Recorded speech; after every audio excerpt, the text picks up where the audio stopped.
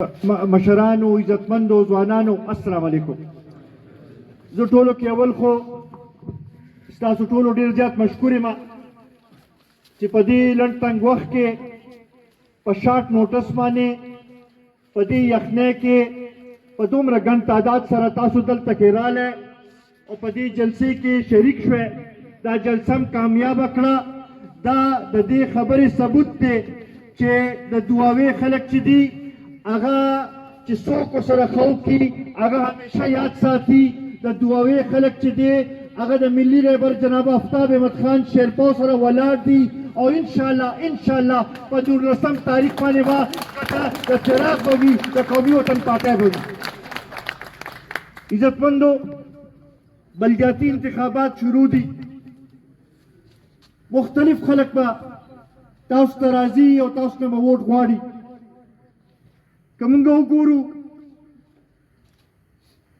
د موجوده حکومت تقریبا 8 کاله زموږ صوبې کې حکومت وشو او تقریبا 3 کاله په ټول پاکستان باندې دوی د حکومت وشو. په دې 8 کاله کې په خیبر پختونخوا کې او 3 کاله کې په ټول پاکستان کې مونږ دا ونه لیدل چې دوی کومې وعدې کړې وې هغه یې سرته رسولي. د عمران خان به وی چې زه به د نوې پاکستان بنیاد ایږدمه. د 1 کروڑ نوکرو خبره کړې وه، د 50 لکه کورونو جوړولو خبره یې کړې وه، د مدینې د ریاست بنیاد ایښودلو خبره یې کړې وه. خو زه له ډېر افسوس سره وایم چې په هغې خبرو باندې خو هېڅ عمل ونه شو. صرف واحد یو خبرې باندې عمل کړی دی چې که دلته کې ناست د ځوانانو ته یاد وي دوی به وایي چې موږ به سونامي راولو. نو د ګرانۍ سونامي چې ده هغه یې داسې راوستلې ده چې هر یو کس او هر کور ته متاثره شوی دی. نن دلته کې ناست هر یو کس دا دې سره به اتفاق کوي چې داسې تاریخ کې داسې ګراني چې ته موږ په دې ملک کې نه وه لیدلې، داسې ترونه و که نه. عزتمندو، ده به وایي چې زه راشم حکومت کې نو د پاکستان قرضې به ختمې شي او معیشت به چې دی هغه به صحیح لارې باندې روان شي. خو نن په دې 3 کاله کې د پاکستان په تاریخ کې ټولو کې زیاته قرضه دې حکومت واخیستله.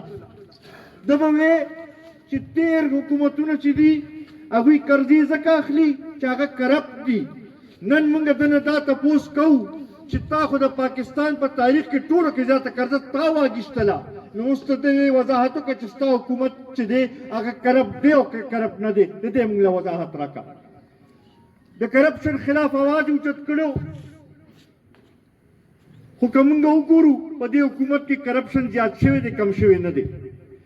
1 لک روپۍ سکیل نوکرۍ خرڅېدل دا چې ته موږ مخکې نو کتلې دا خو د هغه ایزي لوډ والو په وخت کې ګورې داسې حل نو چې دا کم حل اوس دي جوړ کړی دی. هغوی هم بیا را پیدا شوي دي. نن راته چا وایي چې جوړې سبا دلته راځي به هم، خو کم از کم د دعاوي خلک په نظر دا تمه لرم چې هغوی به هغه وخت را یادوي چې د هغوی حکومتو او په هغې کې چې څه زیاتي د علاقې سره شي زمونږ د ضلع سره شي هغه د یاد وساتي چې کوم طریقې سره نوکرۍ په هغې وخت کې خرڅې شوي وي هغه شی به یاد ساتو. او اوس خو هغوی نور دغه شروع کړي دي، څه تربیت منبیت د بل څه شروع کړی دی هغه زه نه ویل غواړم، هغه تاسو ټولو ته هر څه پته ده د هغې. دغه شانتې عزتمندو، خصوصا زه به تاسو ته دا درخواست کوم چې په دې بلدیاتو کې دا ووټ چې دی دا ډېر اهم پرچه ده. دا به داسې مونږ نه ګڼو چېرې دا بس یو پرچه ده او بس چاله مونږ ورکړه.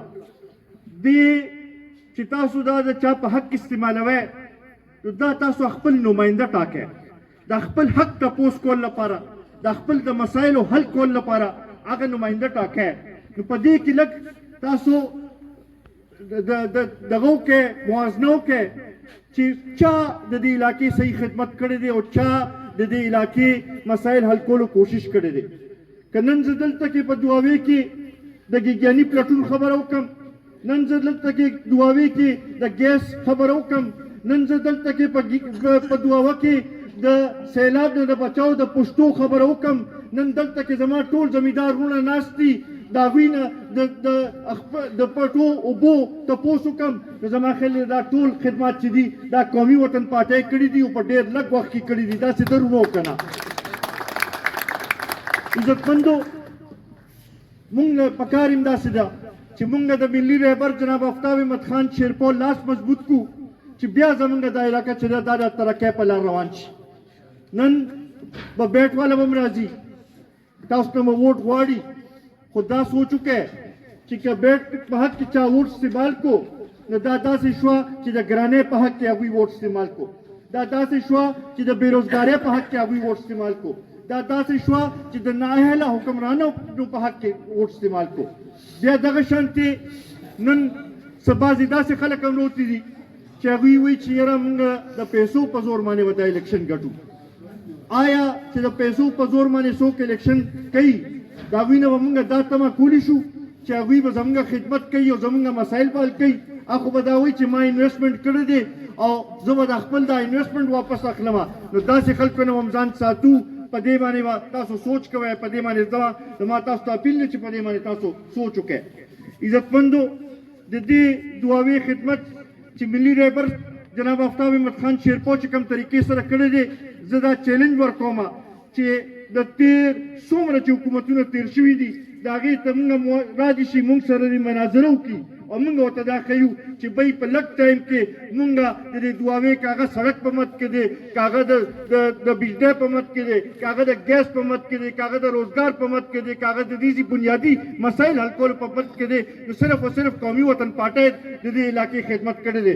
زه به دا تمه لرم چې د دعاوې پښتانه د دعاوې دا غیرتي خلک چې دی دوی به په 19 دسمبر باندې چې دی د ډیوې په حق کې به خپل ووټ استعمالوي به او انشاءالله دې نه به یو سلسله شروع کېږي به زر جنرال الیکشن هم را روان دی او د 2013 کې چې کوم زیاتۍ موږ سره شوي د هغې بدل به هم بیا اخلو به او انشاءالله دا دعا وه چې دا به بیا به د ترقۍ په لار روانېږي به.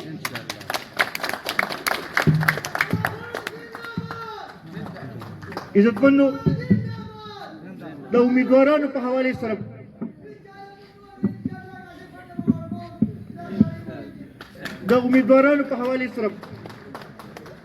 زما به دا تاسو ته اپیل وي چې په تحصیل کې شاهد خان ولاړ دی، د جاوید خان هم خدمات دي او د شاهد خان هم خدمات دي، هغه د چا نه پټ نه دي او تاسو ته معلوم دی هغه. نو په تحصیل کې به هغوی کامیابه وای. بیا لاندې په ویلیج کونسلو کې زموږ ملګري ولاړ دي، هغوی ټول د پارټۍ چې کوم حمایت یافته ملګري دي، که هغه کاشف خان دی، که هغه نیاز محمد خان دی، که نور داسې زموږ کوم ملګري ولاړ دي، زموږ په نور یونین کونسلو کې ملګري ولاړ دي، هغه ټول چې کوم د پارټۍ حمایت یافته ملګري دي دا به کامیابو چې د شاهد خان له لاس مونږ مضبوط کړو چې هغه صحیح معنو کې په تحصیل کې ستاسو خدمت کولی شي. زما دا اپیل دی، دا نن زما دا راتګ به بطور یو جرګه تاسو اخلی، دا به تاسو په کور کوڅه په کوڅه دا پیغام به رسوئ چې په 19 دسمبر باندې د ډیوې په حق کې ووټ استعمالول چې دی دا داسې شوه چې مونږ د دعاوې د ترقۍ لپاره ووټ استعمال کو، دا داسې شوه چې د ډیوې رڼا چې ده دې سره به زمونږ مسایل حل کېږي به، زمونږ تیارې به ختمېږي به، زمونږ مصیبتونه به ختمېږي به او دا دعا وه چې ده د دې تقدیر به بدلېږي به.